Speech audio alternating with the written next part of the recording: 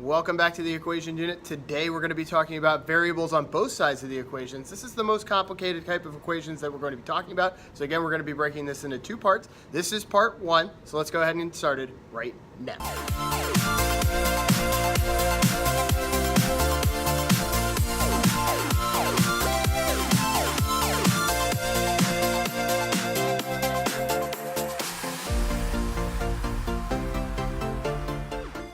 Welcome back. Today we're going to be continuing the equations unit. We're talking about equations that have variables on both sides.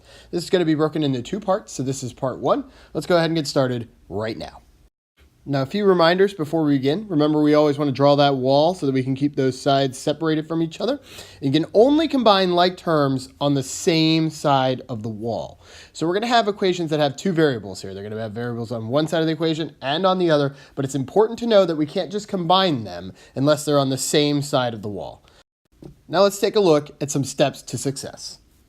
So when solving equations with variables on both sides, remember it's important to eliminate one of the variables by their addition or subtraction, depending on if it's a positive or negative coefficient. Step two, we're going to eliminate the constant by using the inverse operation. And then finally, we're going to eliminate that coefficient by using the inverse operation. The last two steps are pretty much equation steps that we've been using since two-step equations. But that first one is we got to eliminate a variable on one side. So we're down to just one variable before we begin. So let's go ahead and take a look at example A. So here we are at example A, and it says solve for n. So we've got 3n plus 5 equals 5n minus 1. So now we've got a real problem, or something that we've never faced before. We've got 3n on one side of the variable and 5n on the other. Which one do we solve for? Well, the answer is that we've got to eliminate one of them before we can actually do any work. So I'm going to draw my wall because I want to make sure to remember to always do that, keep my sides separated. Then I can get rid of either the 3n or the 5n. It literally doesn't matter. You just have to pick one. I'm going to get rid of the 3n because I know when I subtract that from one side to the other, that I'm going to be left with a positive coefficient. If I subtract 5 from 3, I'm going to end up with negative 2. I can still solve the equation. There's nothing wrong with that. But I just want to make it a little easier on myself and leave myself a positive coefficient. So I'm going to subtract 3n from one side and subtract 3n from the other side. When I do that, they're going to cancel, bring down my 5. 5n minus 3n is 2n, just like if I were combining like terms, and then bring down my negative 1. Now I've left myself with an easy peasy two-step equation. So I've got to get rid of my constant, which is negative 1. So the opposite is positive 1. So I'm going to add 1 to both sides of my equation. Again, drawing that wall to keep my steps separated. Bring down my 2n. 5 plus 1 is 6. Now I'm left with just a one-step equation. I'm going to divide by 2 on both sides because the opposite of multiplication is division.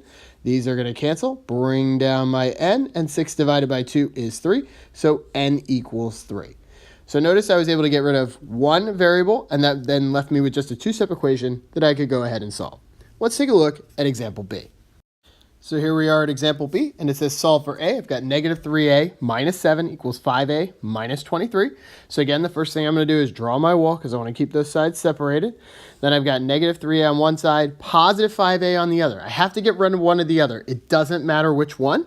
I'm going to get rid of, again, the minus 3a so that I end up with a positive coefficient. I just want to make life easier on myself.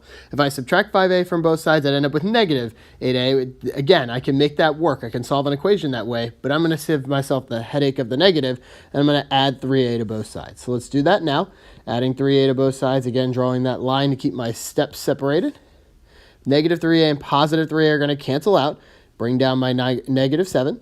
5a plus 3a is going to give me 8a. Bring down my negative 23. And then I've got my next step. Again, I've got just a two-step equation. So I'm going to add 23 to both sides to get rid of my constant. Negative 7 plus 23.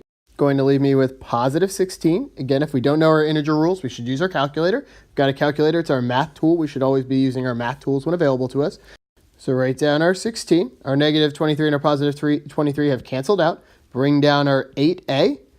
Then we're going to divide both sides by 8 because the opposite of multiplication is division. And 16 divided by 8 is going to give me 2. So a equals 2 or 2 equals a. Doesn't matter which way you read it. And let's go on to example C. So here we are in example C, and again, we've got the same kind of problem, except we're solving for x. So I'm going to be drawing my wall down from the equal side and keep my sides separated. And this time I'm actually going to subtract the 2x to show that even if I end up with a negative coefficient, I can end up getting the same answer or can end up doing the problem. So I'm going to subtract 2x from both sides. Again, it doesn't matter which variable you decide to move. You just have to move one of them. 2x minus 2x is going to cancel. Negative 5x minus 2x is going to give me negative 7x. Bring down my positive 2, and then bring down my negative 10. So now I've just left with a two-step equation, so I'm going to get rid of my constant by subtracting 2 on both sides of my equation. They are going to cancel. Bring down my negative 7x. Negative 10 minus 2 is going to give me negative 12.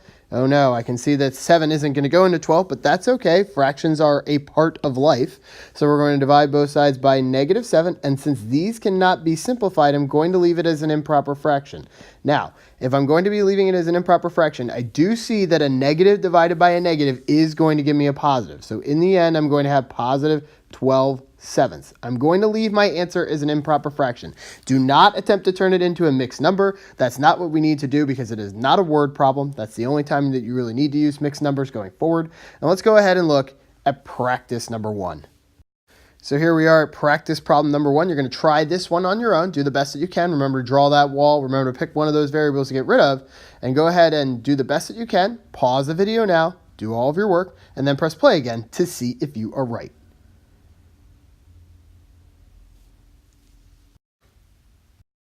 How did you do? Hopefully you got x equals negative 4. Notice that I got rid of the positive 6x, so I ended with a positive x at the end. Of course, if you got rid of the 7, you would have ended with negative x and just had to divide by negative 1 at the end. But either way, you would have ended up with x equals negative 4. And let's go on and try practice problem number 2.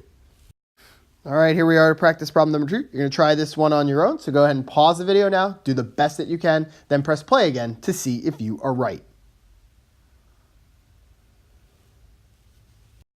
How did you do? Were you able to get the same answer that I got? Hopefully you did. I got x equals 1/3. It's okay to get fractions as your answer. Fractions are a part of life. So hopefully that you got the answer correct. If not, go ahead and look through my work, see where you may have made your mistake and correct your paper. That brings us to the end of this video. So if you like this video, go ahead and smack that like button. If you love this video, go ahead and throw us a sub, and we will catch you in the next one.